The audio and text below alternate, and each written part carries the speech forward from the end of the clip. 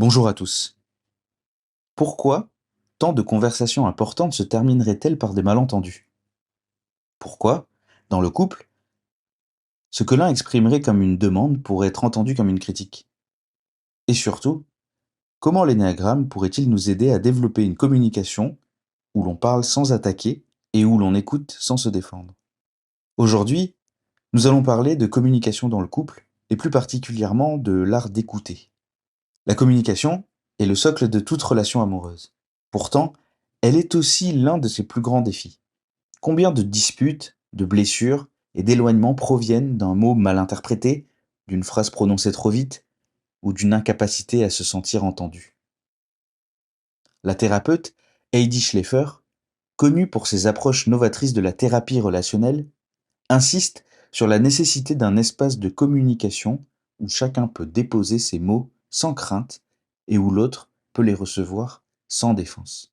Cet espace de dialogue est à la fois fragile et puissant. Il permet de transformer les échanges les plus tendus en occasions de rapprochement. L'énéagramme, de son côté, nous rappelle que chaque profil de personnalité a une manière spécifique de communiquer, avec ses forces, ses pièges, ses sensibilités particulières.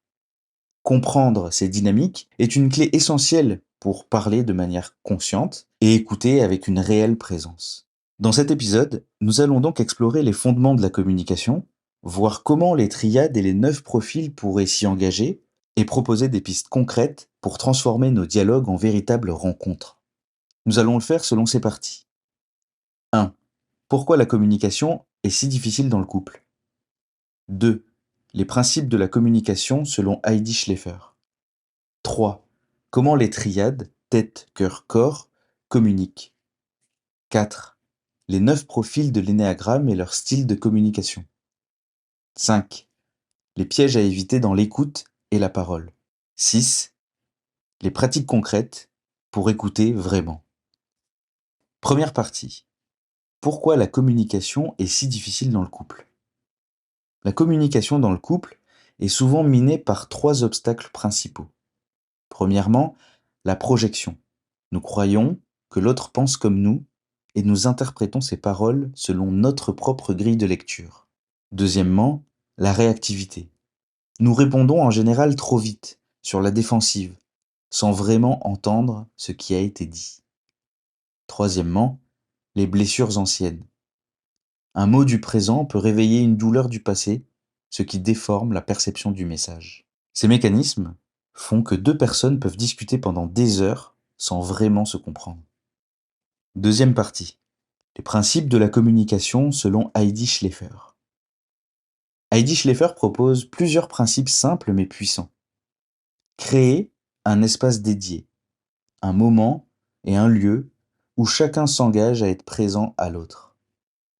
Parler en «je», exprimer ses ressentis sans accuser, en utilisant des phrases comme «je me sens» plutôt que «tu fais toujours». Écouter sans se défendre. Recevoir les paroles de l'autre comme une exploration de son monde intérieur et non comme une attaque personnelle. Reformuler pour valider. Répéter avec ses propres mots ce que l'on a entendu afin que l'autre se sente compris. Exprimer la gratitude. Reconnaître la valeur du partage et remercier pour l'ouverture de l'autre. Ces principes permettent de transformer un dialogue ordinaire en un moment de connexion profonde. Troisième partie. Comment les triades de l'énéagramme communiquent? La triade de la tête pour les profils 5, 6 et 7. Ces profils pourraient chercher avant tout la clarté et la cohérence. Ils auraient besoin que la communication réduise l'incertitude et apporte un sentiment de sécurité. La triade du cœur pour les profils 2, 3 et 4. Ces profils pourraient être très sensibles au ton émotionnel de la communication. Ils auraient besoin de reconnaissance, d'authenticité et d'attention. La triade du ventre pour les profils 8, 9 et 1. Ces profils pourraient se focaliser sur l'action et la vérité directe. Ils auraient besoin de sentir que les paroles sont alignées sur les actes. Quatrième partie, les 9 profils et leur style de communication. Un profil 1 pourrait communiquer avec un fort sens du devoir. Il pourrait exprimer des critiques au nom de l'amélioration, Son défi serait d'apprendre à adoucir ses propos pour ne pas blesser. Un profil 2 pourrait communiquer en mettant l'accent sur les besoins de l'autre. Son défi serait d'exprimer ses propres besoins sans attente implicite. Un profil 3 pourrait communiquer de manière efficace et orientée vers l'objectif. Son défi serait de ralentir pour exprimer ses émotions authentiques. Un profil 4 pourrait communiquer avec intensité et profondeur émotionnelle. Son défi serait d'éviter le drame et de rester connecté au présent.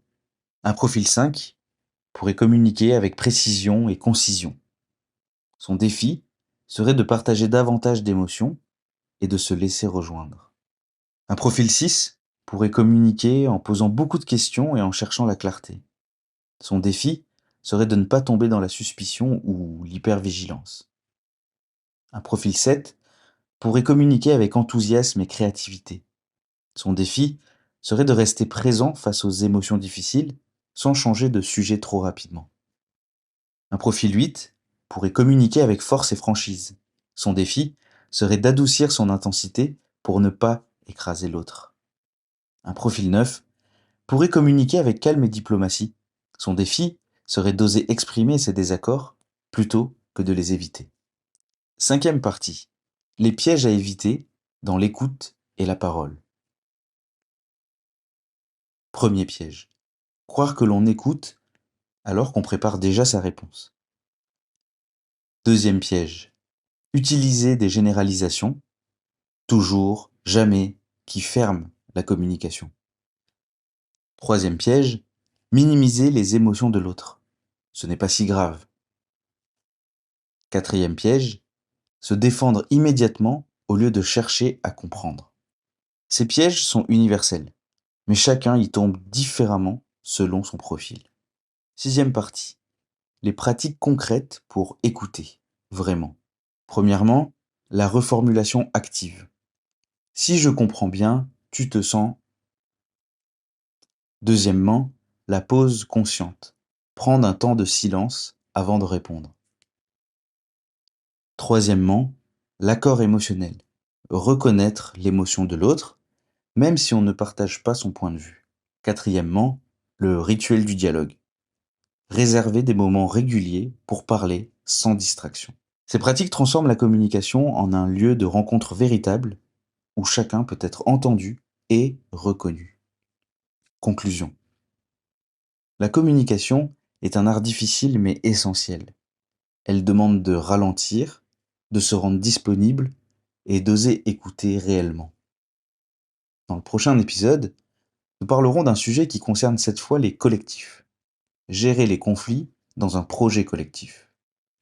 Nous verrons comment l'énéagramme et les travaux de Patrick Lencioni peuvent nous aider à transformer les tensions d'équipe en levier de performance et de cohésion. Merci pour votre écoute.